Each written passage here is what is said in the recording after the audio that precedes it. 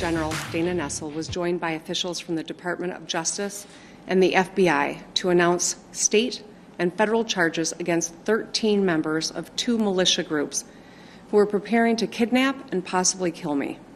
That coming after the alleged Michigan kidnapping plot of Governor Gretchen Whitmer. Well, that story has taken off in an entirely different direction now, along with another story, both over the last week. Verdicts that no one saw coming. And because of them, the White House, the FBI, and the mainstream media has taken a gut punch unlike any other, and we're going to cover those stories here today. Before I do, just a couple announcements for you. First, Lisa asked me to give a shout out to her sponsor. NobleGoldInvestments.com. Is your future secured with gold? And now with every qualifying gold or silver-backed IRA account, you're going to get this amazing 3-ounce silver coin. This is no joke. This is an incredible gift from an incredible company looking to secure your future. Again, that's NobleGoldInvestments.com. Have you gone to their site yet? If you haven't, one more time, make sure you get to NobleGoldInvestments.com. Prepare for what's to come and protect your retirement with gold and other precious metal. Also, huge favor, if you haven't subscribed to my channel, what are you waiting for? It's Justice Night. Lisa will put a link just above. You know, all our work at Restricted Republic resides here, resides at Rumble, resides at BitChute, and also resides at RestrictedRepublic.com, the platform where we can give you the news we can't give you anywhere else. Exclusive, ongoing content, plus these videos re-aired, no commercials, no interruptions. That again, RestrictedRepublic.com. Right now, discount code Trump will get you 1 year for $5 a month, 14 days for free, cancel anytime. RestrictedRepublic.com. Get there now. But now let's get back to this broadcast. The Michigan kidnapping plot and what's fueling right-wing extremism. You read it right. Resulting in this United States District Court criminal complaint. The United States of America versus, as you see, Adam Fox, Barry Croft, Ty Garbin, Caleb Franks, Daniel Harris, and Brandon Caserta. Now there's been a change in this case and a major announcement of verdict coming out. You remember the pictures. You remember the plot. You remember what everyone had to say. Militia members plotted to kidnap Michigan Governor Whitmer, the FBI says. And also, unfortunately for the establishment, truth should also prevail, but that hasn't been the case always, has it? Just last week, the President of the United States stood before the American people and refused to condemn white supremacists and hate groups like these 2 Michigan militia groups. Stand back and stand by, he told them. Stand back and stand by.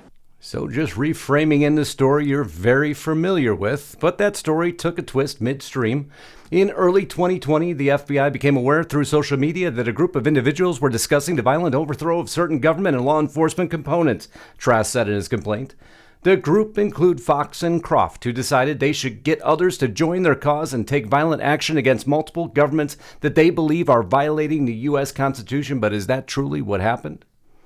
Did Trump just stand by, do nothing?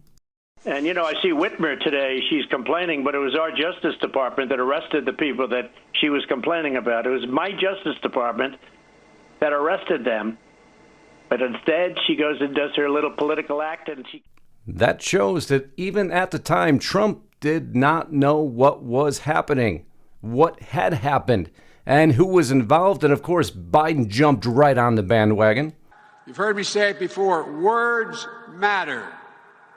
And the words of a president particularly matter. When the president tweeted, "Liberate Michigan," liberate Michigan, that's the call that was heard. The call that was heard by whom? Because no one else matters. Truth also matters, and the truth started to be exposed. Slowly, dark shadows cast on probe of Whitmer kidnapping plot after FBI told informant to, lie, delete text, attorney says. Well, I want to see evidence of that, and I shall provide you evidence of that. Of course, here is the tweets. Words we can't put up on all the platforms. You gonna be okay? How did this blank happen? But be sure to delete these. I have been. It's all good. Pete and him just being crazy. Paul told them on good copy. Best thing to do is deny and accuse someone else like Trent. Accuse someone else like Trent. Yes, sir. I have Croft coming to me to train. Well, that tripped off an entirely separate investigation, gave the attorneys what they needed to defend their clients. Counsel has found further text messages between FBI Special Agent Impola and Dan, indicating Dan should destroy his text messages and instruct Dan to lie and accuse an innocent third party of being a federal agent spy to the founder of Wolverine Watchmen. The FBI has instructed a paid FBI informant to lie and paint an innocent man as an undercover federal agent to a man they claim is head of a domestic terrorist organization who they claim is paranoid about being infiltrated by the feds who, well, he needed to be paranoid, who they claim has bragged about tossing a Molotov cocktail into a police officer's house, Hill argues. This behavior, evidenced by the telephonic communication between FBI handler Impola and Dan, casts a dark shadow over the credibility of this investigation and demonstrates the need for immediate disclosure as demanded. How was the FBI involved in this case? Well, mainstream media jumped over all the story, painting the picture of the supremacist groups that, well, hatched a plot. Watching the Watchmen, the Michigan kidnapping case, is a major test for the Biden administration's commitment to fighting domestic terrorism. We heard the storyline over and over and over again. However, even within the mainstream media, well, the story tripped them up, didn't it? The government has documented at least 12 confidential informants who assisted the sprawling investigation. The trove of evidence they helped gather provides an unprecedented view into American extremism, laying out in often stunning detail the ways that anti-government groups network with each other and in some cases discuss violent action. An examination of the case by BuzzFeed News also reveals that some of those informants, acting under the direction of the FBI, played a far larger role than has been previously reported. Working in secret, they did more than just passively observe and report on the action of suspects. Instead, they had a hand in nearly every aspect of the alleged plot, starting with its inception. The extent of their involvement raises questions as to whether there would have ever been a conspiracy without them. Well, that information led to the first shocking ruling that set the establishment on its ear.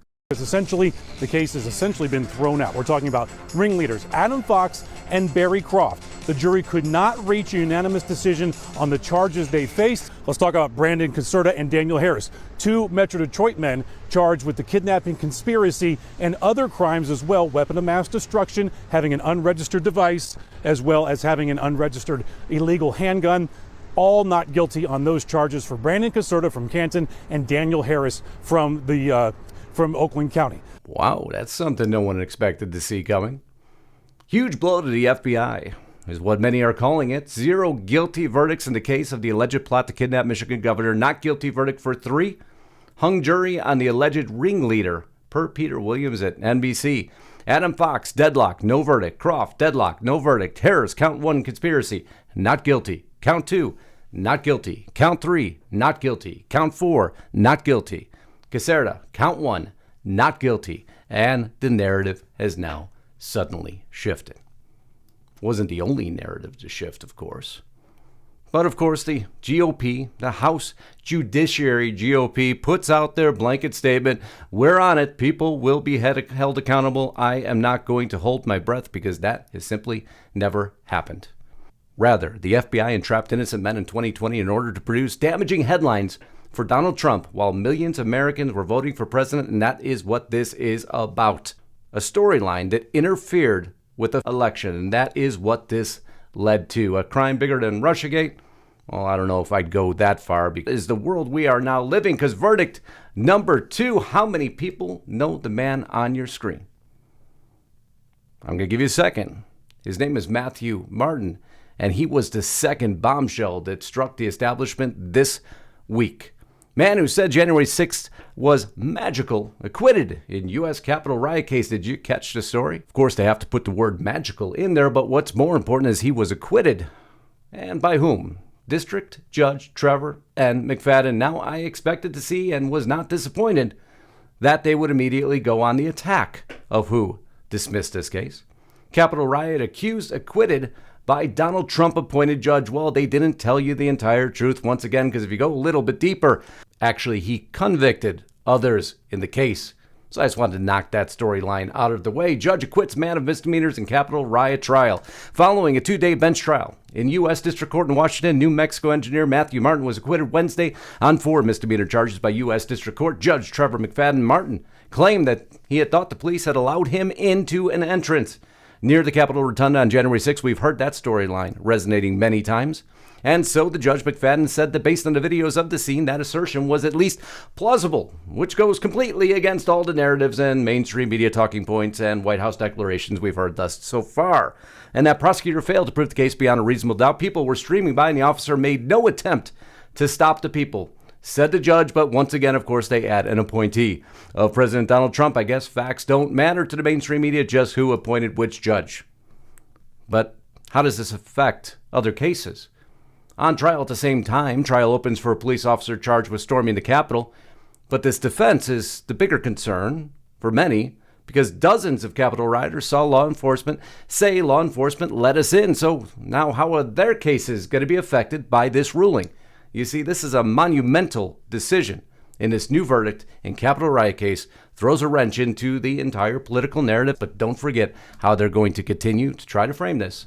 Man who said January 6th was magical, acquitted in the U.S. Capitol riot case. Here we do not condone violence, but we do condone truth, reality. And that's what you've seen this week as everything has upheaved the establishment. Verdicts no one expected to see, but lo and behold, they finally happened. What will the long-term impact be? Will anybody be held accountable? Well, as you know, more than likely not. But at least if truth continues to prevail, we will get closer to the hope and dream that we can again be free in this great republic of the United States of America. Can't thank you enough for allowing me to be here. Please, again, remember, if you haven't subscribed to my channel, please do. If you haven't gone to restrictedrepublic.com, get over there for all the news that matters. Again, restrictedrepublic.com. On behalf of Lisa Haven and I, we love you all. Until next time, Godspeed and God bless. Justice Knight, signing out.